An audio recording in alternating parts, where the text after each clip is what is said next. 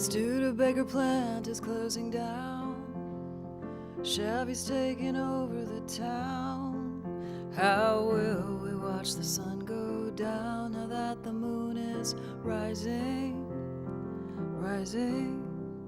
I'm sitting on the old tin roof. You hold her hand a little tighter in the way that you do when you beg her not to leave, 'cause you still believe in forever. All the pretty horses run, watch them go, racing with the cars and trucks down the long road home.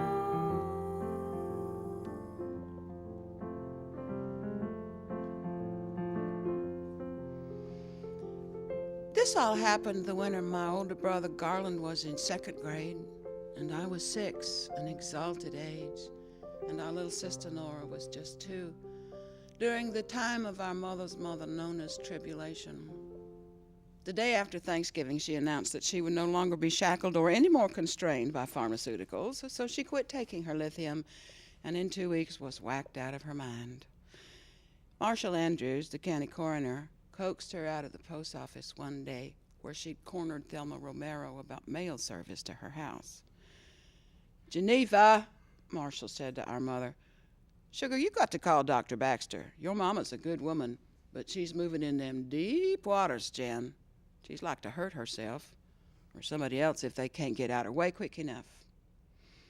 Our mother did call Dr. Baxter, who secured for our grandmother a bed in the psychiatric hospital in Galveston, only they didn't manage to actually get her up there till after she'd doused Petey Montrose with a bucket of old mop water for teasing her pig Rogelio. Galveston was a day's drive north of Tuckerville, and we were not to be trusted alone. So our mother called her father-in-law, our grandfather, Daddy Raymond, to come stay with us in her absence. Daddy Raymond was good to us. He fed us oatmeal for breakfast, pozole for supper, and in between we ate a lot of fried bologna sandwiches. He taught Garland how to tie his shoes, and he sat up late into the night with Nora, the old rocking chair on the front porch, going scree, scree, scree. One morning, it had to be a Saturday morning because Garland was not in school, or maybe it was a Sunday. Daddy was not big on organized religion. He once said to our mother, "Geneva, if you turn my grandchildren into long-nosed Presbyterians, I will not be happy about it."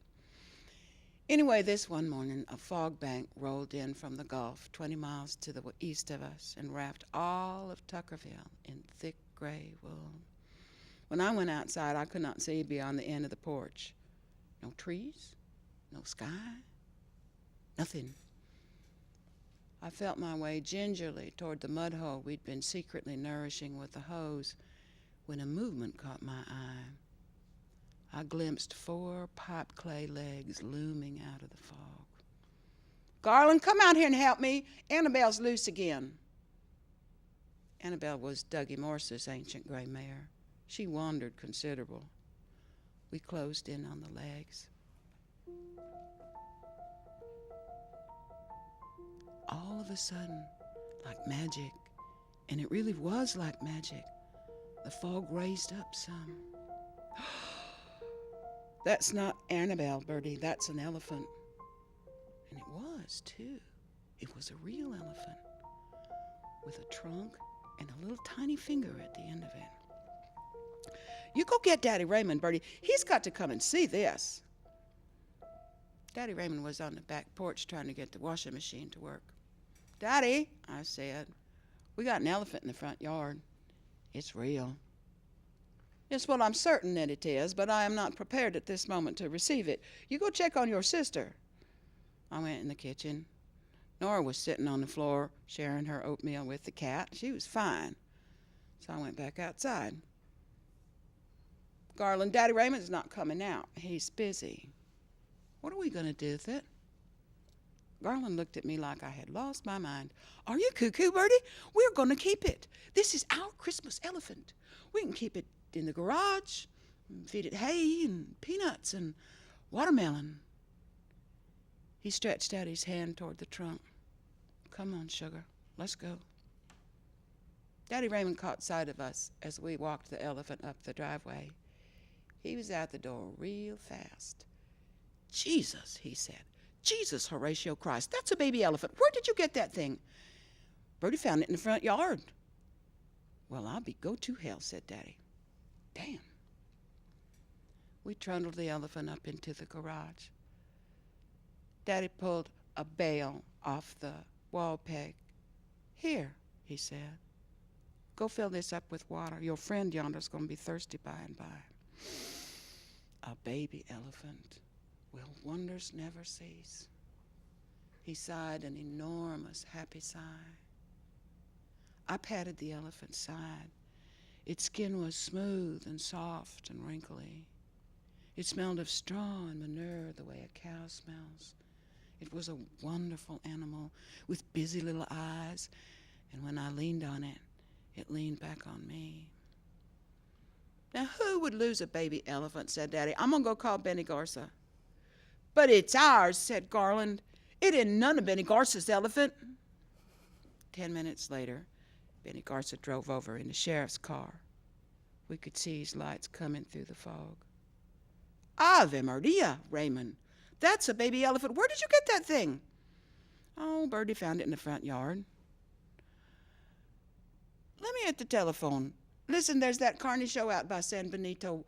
I'm going to call Dickie and maybe he knows something." Dickie was Benny's twin brother. They had an older brother, Nacho, in the sheriff's department. The Garces were big on law enforcement. Dickie drove over half an hour later with the little crumpled man in the front seat of his squad car. The little crumpled man got out, ran at our elephant, hugged his neck, and sobbed, "Oh, Eustace! Oh, Eustace!" into one long, loose ear. Garland looked at me. We could tell we was going to lose on this deal. Benny let us ride all the way out to San Benito in the back of DeWitt Gassett's dump truck with Eustace. When we got to the old field where the show tents were and unloaded him, he stuck his trunk straight up in the air and let fly a shrill stream of sound. His mama came tearing round the corner of a tent, trailing her picket behind her. The little crumpled man trotted over, leaned his forehead against the mother elephant's flank while she twined her trunk over and over her baby, slurping and snuffling. When are you coming back? Will you be gone long? How will I know it's you when so often I'm wrong?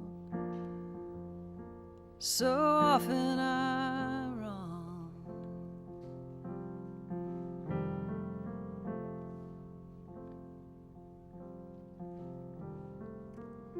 I forget this story for long periods of time, and when I remember it, often I'm puzzled.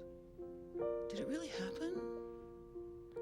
Last year I called Garnet late at night, even though we have long since left the territory of our childhoods, and he is halt and I am lame. "Garland," I said, "was it really a baby elephant?"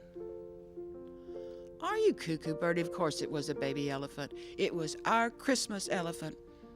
Now go on back to sleep." I had a dream at the end of an evening. I sat at my desk and I wrote it down. I scratched at the surface of something much bigger. As usual, I said, though no one was around.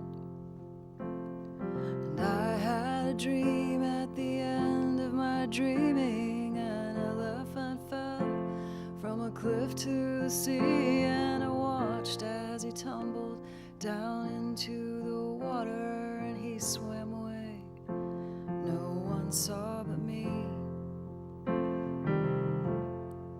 When are you coming back? Will you be gone long? How will I know it's you when so often I'm So often